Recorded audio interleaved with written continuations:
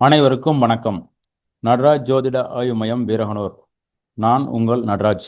இன்று நாம் ஜோதிட தகவல்கள் வரிசையில் இன்று துலா லக்னம் துலா ராசியில் பிறந்த அன்பர்களுடைய வாழ்க்கை தத்துவங்கள், இவருடைய பொதுவான குணாதிசயங்கள், இவருடைய பொதுவான ஆம்பிஷன், அதாவது இவருடைய தத்துவங்கள் என்ன என்பதை ஒரு பொதுவான பதிவுடன் பொதுவான தகவல்களை இந்த பதிவில் காண உள்ளோம்.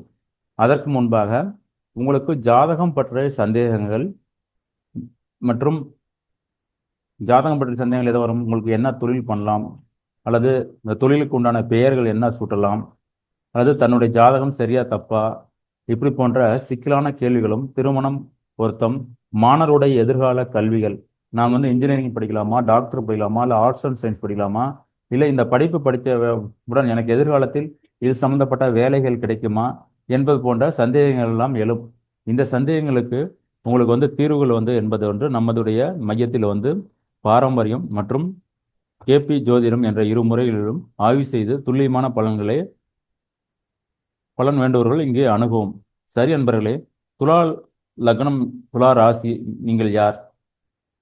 இந்த துலா ராசி துலா லக்னம் என்பது இந்த பால்வெளி மண்டலத்தில் நம்ம 12 பகுதிகளாக பிரித்து ஒரு வருடத்தினை 12 வகையாக பிரித்து அந்த 12 மாதத்திலுமே உள்ள குண அதிசயங்களில் ஒரு நாளில் பிறந்த குழந்தைகளுக்கு 12 விதமான அமைப்புகளை எடுத்துக்கொள்ளும். அதில் துலாம் என்பது காலச்சக்கர விதியில் 7ஆம் இடம். இதனுடைய அதிபதி சுக்கிரன். அப்ப நீங்களே தெரிஞ்சு கொள்ள வேண்டியதான், உங்களுடைய ராசியின் லக்னத்தினுடைய அதிபதி சுக்கிரன் என்பதனால் உங்களுடைய பொதுவான தத்துவங்கள் எல்லாம் எவ்வாறு இருக்கும்? சுக்கிரன் என்றாவே அழகுக்கு காரணம், பணத்திற்கு காரகன், கவர்ச்சி காரகன், மனைவிக்கு காரகன் என்று பலவிதமான பெயர்களை எல்லாம் சூட்டக்கூடிய ஒரு தத்துவமாக இருக்கும். இந்த 7ஆம் இடம் என்பதற்குரிய தத்துவம் என்ன? இந்த காலச்சக்கரத்தில் 7ஆம் இடம் என்பது உங்களுக்கு பார்த்தீங்கன்னா உங்களுடைய காலை பொழுதையும் இரவு பொழுதுகளையும் சமமாக பிரிக்கக்கூடிய அமைப்பு. இதுதான் இந்த துலாம் மேசம் இதனுடைய அமைப்பு. அப்பொழுது இரவு பகல் பொழுதினை இருவேறு விஷயமாக பிரித்து தராசு என்ற அளவுகளை கொண்டு இந்த உலகத்தில் எது சரி தவறு என்று எதையுமே ஒரு சீர்தூக்கி பார்க்க. இப்ப இவர்கள்லாம் என்ன பண்ண ஆராய்ச்சி பண்ணிட்டே இருப்பாங்க, யார் என்னுடைய பெரியவரா சின்னவரா, இவருடைய பொட்டன்ஷியல், இவருடைய தகுதி என்ன இருக்கும், நம்முடைய தகுதி என்ன இருக்கும் என்று எப்பொழுதுமே தராசு முள்ளு போல் தன்னை தந்து உயர்த்து கொண்டு சமுதாயத்தின் பார்வையிலேயே இவர் தன்னிலை மறந்து சமுதாயத்தின் பால் தன்னுடைய பொசிஷன் என்ன என்பதை நிலைநிறுத்திக் கொள்வதிலே இவர்கள் ஆர்வம் உள்ளவர்களாக இருப்பார்கள். இந்த ராசியின் தத்துவம் காற்று ராசி ஆகினால் இவர்கள் பார்த்தீங்கன்னா பற்றற்ற நிலையில் இருப்பார்கள். அந்த உலகமே தனக்கு சொந்தம், உலகமே ஒரு வானக்க மேடை, பறந்து கொண்டே இருந்தால் வாழ்க்கையில் என்பது ஒரு நிலை இல்லாமல் பறந்து கொண்டே இருக்க வேண்டும்.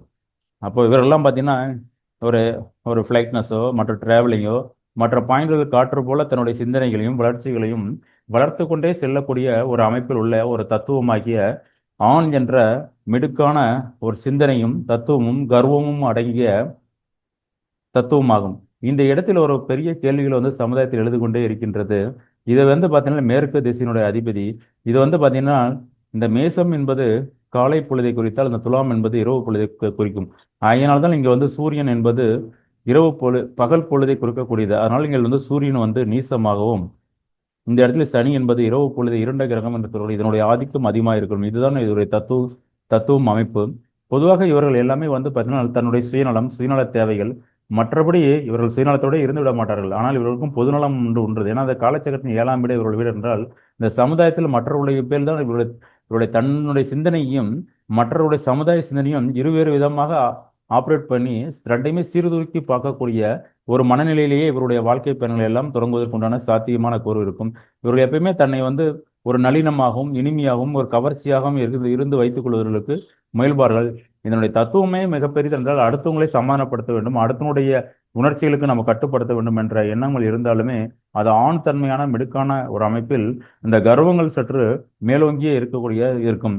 இவருடைய 2ஆம் இடம் அல்லது தனம் வனவு ஸ்தானம் என்று சொல்லக்கூடிய இடம் ஸ்பீச் பார்த்தீங்கன்னா இவருடைய ஸ்பீச் எல்லாமே பார்த்தீங்கன்னா மற்றவங்களுக்கு பார்த்தீங்கன்னா இவர் சிந்திக்கும் செயல் இனிமையாக இருக்கும். இவருடைய ஸ்பீச் எல்லாமே பார்த்தீங்கன்னா அவருடைய ஸ்பீச் எல்லாமே யாருமே பார்க்கக்கூடாது. நம்ம கிரிமினல் மைண்ட் அதிகமாக இருக்கும். இவருடைய வார்த்தைகள் எல்லாமே பார்த்தீங்கன்னா உன்னதமான வாழ்க்கையும் மிகப்பெரிய சிக்கலான தீர்வுகள் கொடுக்கும். ஈஸியாக தீர்வு அந்த அந்த இவரை இங்கே பேச வச்சாவே போதும், அதனுடைய தீர்வுகள் மூலமாகவே அந்த அந்த அந்த அந்த ஸ்பீச் எல்லாமே வந்துடும். அந்த சிக்கலான எண்ணங்கள் சிந்தனைகள் எல்லாமே அவர் வாயிலிருந்து எல்லாமே சரளமாக வரும். இந்த பணம் என்ற தேவையை ஒரு கையில் பணம் இருந்தால் அந்த பணத்தை ஏதோ ஒரு வழியில இந்த தண்ணி போல கரையுது, இல்லை பணத்தை கண்ணில் காணா திடீர்னு காணாத ஓடி போச்சிடா அப்படின்னு சொல்லக்கூடிய ஒரு நிலைமை அமைப்புகளையும் ஒரு வாழ்க்கையில் இருக்கும். இவருடைய வாழ்க்கை சூழல் வந்து பார்த்தீங்கன்னா குடும்பம் என்ற சூழ்நிலையில் இவருடைய உழைக்கும் பணம் எல்லாம் மற்றவர்கள் யாரோ சுரண்டி கொண்டே இருக்கக்கூடிய ஒரு சூழல் அமைப்புகள் வந்து இருக்கும். இவர்கள் சிந்திக்கும் ஆற்றல் எல்லாமே பார்த்தீங்கன்னா ஒரு பெரிய சமுதாய சிந்தனை ஒழுக்கங்கள் நல்லொழுக்கங்கள் மற்றவர்களுடைய உயிர்ப்பற்றான எண்ணங்களை எவ்வாறெல்லாம் இருக்க வேண்டும். உயிர்ப்பற்றான என்ன, அந்த பொருள் பற்றான சிந்தனையை விட உயிர்ப்பற்றான சிந்தனை மேல் அதிக நாட்டம் இருக்கும்.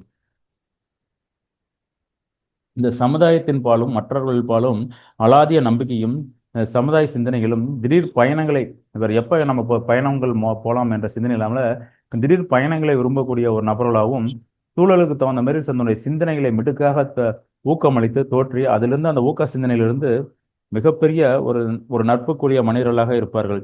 இப்போ உதாரணத்துக்கெல்லாம் பார்த்தீங்கன்னா ஒரு துலாலக்கணக்காரங்களுக்கு இந்த வண்டி வாகனம் தாய் இவர்கள் தான் இவர்களுடைய குதிரை லாகின். இவருடைய சிந்தனையே பார்த்தீங்கன்னா இவருடைய பொருளாதார சிந்தனைகள் மற்ற வீடு நிலம் வாங்கலாம் எல்லாம் கௌரவமாகவும் அந்தஸ்தாகவும் அதை வந்து நம்ம ஸ்ட்ராங்காக இருக்க வேண்டும். இவருடைய தாய் வந்து மிகுந்த மன அழுத்தம் உள்ள ஒரு நபர்களாகவே இருக்கக்கூடிய ஒரு பொட்டன்சியல் அமைப்பிலே இவருடைய வாழ்க்கை பயணங்கள் எல்லாம் சிறந்து விளங்கும். அதனால இவருடைய வீடு நிலம் வாகனங்கள் தன்னுடைய பைக் இதெல்லாம் பார்த்தீங்கன்னா தரத்திற்கு அதிகமான முக்கியத்துவம். இந்த பைக் எவ்வளோ தூரம் தாங்கும், இது எவ்வளோ ஸ்ட்ராங்காக இருக்குது, எவ்வளோ பொசிஷனில் ஒர்க் இருக்குது என்பது போடைய ஒரு பேஸ்மெண்ட்டான ஒரு தளத்தை விரும்புவார்கள். ஆரம்ப கால கல்வி என்பது மிகப்பெரிய ஒரு இனிமையான ஒரு கஷ்டப்பட்டு அதில் மேலேயுமே டிராவல் பண்ணக்கூடிய ஒரு அமைப்பாக இருப்பார்கள். 5ஆம் இடம் என்பது இவருடைய குலதெய்வம் கற்பனைகள் வளங்கள் என்றெல்லாம் நாம் கூறலாம். இவருடைய தனித்திறமையான ரேஸ் மார்க்கெட் இந்த சூழ்நிலையில் எல்லாமே இவர் அமைந்தாலுமே இவருடைய எண்ணங்கள் காதல் சிந்தனைகள் பேஸ் மட்டும் இதை பூராமே தகர்த்தெறியக்கூடிய ஒரு ஆயுதம் என்பது இவருடைய தாயிடமே இருக்கும். இவருடைய எண்ணங்கள் எவ்வளவுதான் முன்னேற்றமான சிந்தனைகள் இருந்தாலுமே அந்த எண்ணங்கள் அனைத்துமே ஒரு காதல் என்று வந்தால் கூட அந்த பண பொருளாதாரத்தின் மூலமாக வீழ்ச்சி அடைந்துவிடும். ஆகினால் ஒரு நிறைவேறாத காதலை நிறைவேறாத போராட்டத்துடன் சந்திக்கக்கூடிய ஒரு நபராக இருப்பார்கள். குலதெய்வ வழிபாடு சற்று மறுக்கப்பட்ட ஒரு அமைப்பாக இருக்கக்கூடிய ஒரு அமைப்பு தத்துவம். பாதி பேர் குலதெய்வ வழிபாட்டிலேயே சில சிக்கல் அமைப்புகளே உங்களுக்கு வந்து தோன்றக்கூடிய அமைப்புகளாக நீங்கள் விளங்கக்கூடியவர்கள். இரண்டாவதாக வேலை. இந்த வேலை என்பது இவர்களுக்கு வந்து கௌரவத்தையும் அந்தஸ்தையும் ஒரே சமயத்தில் இரு வேறுபட்ட தொழில்கள் பல வேறுபட்ட தொழில்களை ஒரே நேரத்தில் ஒரே இடத்துல ஆப்ரேட் பண்ணக்கூடிய ஒரு ஒரு சூழல் வந்து இவர்களுக்கு எப்பயுமே அந்த அலாதிய திறன் இருக்கும். இவர் பார்த்தீங்கன்னா இப்போ சப்போஸ் ஒரு இந்தியாவில் ஒரு இடத்துல இருக்காருன்னு வச்சுங்க, இவ நல்ல திறமையான நம்ம சொல்ல திறமை. நீங்கள் ஒரு குடும்பத்தில் நம்ம சாதாரண ஒரு குடும்பத்தில் இருந்தால் கூட நீங்கள் குடும்பத்தில் உள்ள பல இடங்களில் பல விதமான மல்டி ஃபோக்கஸ் வேலைகளை வாங்கக்கூடிய திறனும் நாலேஜும் இருக்கும். இதனுடைய ஒரு இடத்துல இருந்து மற்றவர்களை வேலை வாங்கக்கூடிய திறன் இருக்கும். அதாவது பல கால்களை கொண்ட துளை நிறுவனங்கள் எல்லாம் வேலை செய்யக்கூடிய பர்சனாக இருப்பார்கள். இங்கே இருந்து கொண்டே வெளிநாட்டு கம்பெனிகள் எல்லா இடத்துலையும் ஆப்ரேட் பண்ணக்கூடிய செய்திகள். இவர்களுடைய தொழில் ஒரு இடத்துல இருந்தால் மற்ற இடத்துலலாம் வேர்களை ஊன்றி அங்கே இருக்கக்கூடிய தொழிலாளர்களையும் தன்னுடைய கட்டுக்கோப்பில் கொண்டு ரகசியத்தை கடைபிடித்து செய்யக்கூடிய ஆற்றல் திறன்கள் வந்து இவர்களுக்கு வந்து எப்பயுமே இருக்கும். இவர்கள் தனக்கு வரக்கூடிய மனைவி இந்த பொதுவாக இந்த துலா லக்னத்துக்கு வரக்கூடிய மனைவி என்பது மனைவியினுடைய டாமினேஷன் அங்கே அதிகமாக இருக்கும். அதிகாரம் கொண்ட மனைவி, அதிகாரத்தினுடைய ஆணவத்தினுடைய உச்சியம் இப்படிப்பட்ட அல்லது அதிகாரத்தினுடைய கணவன், இவ்வாறு இந்த துலா லக்னக்காரத்திற்கு அதிகார தோரணையும் மிடுக்கான தோற்றமும் படபடப்பாக எண்ணம் கொண்ட ஒரு ஒரு ஃபயர்ஃபுல்லான ஒரு ஒரு ஆணோ பெண்ணோ தான் இவர்களுக்கு வந்து கணவனோ அல்லது மனைவியோ அமையக்கூடிய வாய்ப்பும். சமுதாயத்தில் இவர் நடந்து போனவனும் என்னை பார்த்து 10 பேர் மதிக்கணும்டா அப்படின்னு சொல்லி அந்த மிடுக்கான தோற்றமே இவருடைய வாழ்க்கையினுடைய லட்சியமாகவும் தத்துவமாகவும் இருந்து போராடக்கூடிய ஒரு அமைப்பு இவருக்குள்ளே இருக்கும். இந்த துலா லக்னக்காரனா வீழ்ச்சி என்பது யாராலுமே இல்லை, இவருடைய நாவாலே இருக்கும். இவரெல்லாம் நேரம்னா கமிட் கொடுத்து இவருடைய பணத்தை இவரே இழந்துவார். வேறெல்லாம் இவரெல்லாம் கமிட்மெண்ட் பண்ணக்கூடிய அவசியம்லாம் யாருகளும் தேவையில்லை. துன்பம் என்று வந்தால் அது எங்கிருந்து வருகிறது, அது இவராலே தான் வரும்.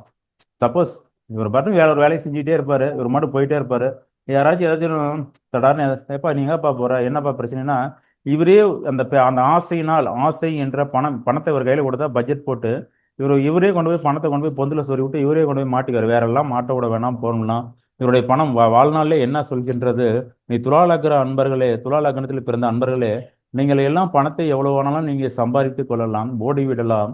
ஆனா அந்த பணம் பூராமே இந்த சமுதாயத்தில் உள்ள அடுத்த விதமான பர்சன் தான் உன்னுடைய பணத்தை அனுபவிப்பார்கள்.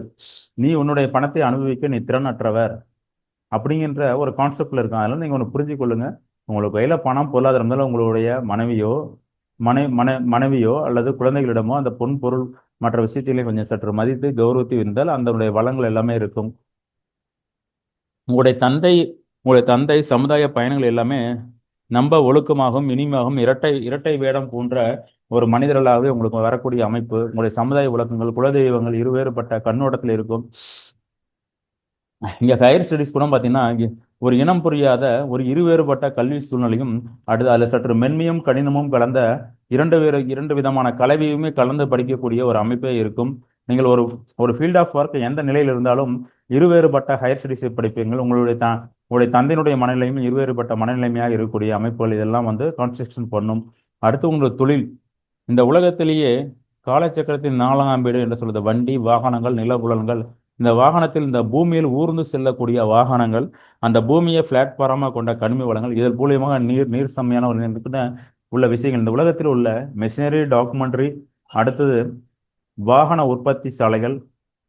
இந்த கௌரவமாக இவருடைய முயற்சி என்பது சாதாரண ஒரு உற்பத்தி சார்ந்த ப்ரொடக்ஷன் எவ்வளோலாம் உற்பத்தி பண்ணக்கூடிய ஒரு கல்வி தொழிற்சாலைகள், ஒரு மேனுஃபேக்சரிங் செக்டர், அல்லது வந்து இந்த கல்வி சூழலை பல்வேறு விதமான மாணவர்களை நம்ம வந்து வெளியே அனுப்புவது, பல்வேறு கல்விகளை கற்றல், அல்லது உற்பத்தி சார்ந்த பல்வேறு விதமான மேனுஃபேக்சரிங் தொழில்களை நம்மளுக்கு வந்து உற்பத்தி பண்ணதில் போன்ற துறைகள் எல்லாம் இனிமையும் வல்லமையும் படைத்து அதன் மூலியமாகவே தன்னுடைய சிந்தனையும் செயலும் பெருக்கக்கூடிய வல்லமை கொண்டவர்கள். இவர்களுக்கு இயற்கையாகவே கடவுள் கொடுத்த இருப்பினா இவர்கள் வந்து நட்பாக பரவக்கூடிய இடத்துல காதலும் இன்பமும் அங்கே வந்து எப்பவுமே ஒற்றிக்கொண்டே இருக்கும். அந்த கௌரவமும் இவருடைய நண்பர்கள் எப்பயுமே ஆன்மீக தகுந்தமான கற்பனைகள், வளங்கள், சிந்தனைகள் எல்லாமே இருக்கும். அதன் மூலியமாக இவருடைய தன்னுடைய ஆன்மீக பயணத்தையும் கற்பனை திறத்தையும் வளர்த்துக் கொள்வார்கள். இவருடைய எண்ணம், சிந்தனை, இன்பங்கள் எல்லாமே பார்த்தீங்கன்னா உலகத்திலே இன்பம் தன்னுடைய இன்பத்தை மனதை மயக்கி கௌரவக்கூடிய இன்பத்தை இவர்களை வந்து இயற்கையாகவே கடவுள் வந்து உங்களுக்கு வந்து அருள்பாலித்திருக்காள். ஆன்மீக ஞானங்கள், நான் வெறுமனமே இருக்கிறேன்டா அந்த உலகத்தினுடைய பிரபஞ்சத்தை விட்டு நான் ஆன்மீகத்திலே போறேன் என்று ஆன்மீக சிந்தனையே இவர்களுக்கு நட்பு. இந்த மற்றவர்களும் பார்க்கலாம் ஆன்மீக சிந்தனைகள். நான் வந்து பார்த்தீங்கன்னா இந்த பிரபஞ்ச வாழ்க்கைக்கும் எனக்கும் உள்ள தத்துவம் என்ன, ரிலேஷன் என்ன, என்னுடைய ஒன்று என்னை தன்னை மெய்மறந்து இருக்கக்கூடிய சூழல்கள், அல்லது தானே தன்னை மெய்மறந்தக்கூடிய சூழல் தான் இவருடைய நட்பு வட்டாரங்கள் எல்லாம் அமையக்கூடிய விதங்கள் இருக்கும்.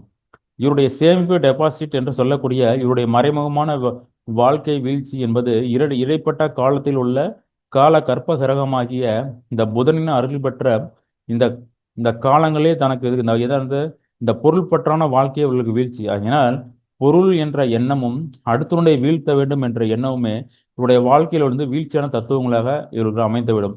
ஆகையினால் இந்த நீங்க நாய தராசு என்ற இந்த ஸ்டெப்பை உங்களுக்கு வந்து சிம்பிளா கொடுத்துருக்க காரணமே என்றால் இந்த தராசு ஒரு பக்கமாக அடித்தால் ஒன்று நல்லா யோசிச்சு பாருங்க, முன்னோக்கி அடித்தால் உங்களுக்கு பாக்கெட்டுக்குள்ளே வந்து டெபாசிட் விழுகும். அதே நம்மளுடைய கர்மாக்கள் இருந்து பின்னோக்கி இருந்து அடுத்த நாள் லாபமா போயிடும். அதனால் முடிந்தவரை கற்பனை என்ற வளத்துடன் உங்களுடைய முதலீடு திட்டங்கள் செலவுகள் எல்லாமே ஒரு சீராக சேமிச்சு உங்களுடைய சேவிங்ஸ் எல்லாமே உங்களுடைய நடைமுறைக்கு பின்னால் தனக்கு வரக்கூடியதா என்ற எண்ணத்தை உற்று நோக்குங்கள். ஏனென்றால் நீங்கள் சேமிக்கும் விஷயம் என்பது இந்த பிரபஞ்சத்தில் உங்களுக்கு செயல்படாமல் மற்றவர்களுக்கு உபயோகப்படுத்தக்கூடிய சூழ்நிலையில் அமைந்துவிடும். அதனால் இந்த கருத்துக்கள் என்பது ஒரு பொதுவான தகவல்கள் மட்டுமே. இதிலிருந்து இந்த துலா லக்னக்காரங்களுக்கு ஒரு தன்னை வந்து சீர்படுத்த வேண்டும், தன்னுடைய ஆன்மீக சிந்தனை வளர்த்துக் கொள்ள வேண்டும் என்பதற்கு உரிமையான நட்சத்திர நாட்கள் என்ன எவை என்று நம்ம உற்று நோக்கும்போது உங்களுக்கு ஒன்றைய நடுநிலை நட்சத்திரமாகிய சுவாதி, சதயம், திருவாதிரை நட்சத்திர நாட்கள் உங்களுடைய ஆன்மீக சேர்ந்த பணிக்கு மிக சிறந்த விஷயமாகவும் உங்களுடைய காதல் சம்பந்தப்பட்ட விஷயங்கள், உங்களுடைய தனி மனித அந்தஸ்துகள், கௌரவங்கள் இதுகள்லாம் உகந்ததாக இருக்கும். அடுத்தது நான் மற்றவங்களை சந்தோஷப்படுத்த வேண்டும், நானும் சந்தோஷப்படுத்துகிறேன் என்ற எண்ணங்கள் உனக்குள்ள வந்து உதிக்கும் பொழுது சுக்கிரனின் நட்சத்திரமாகிய பூராடம்,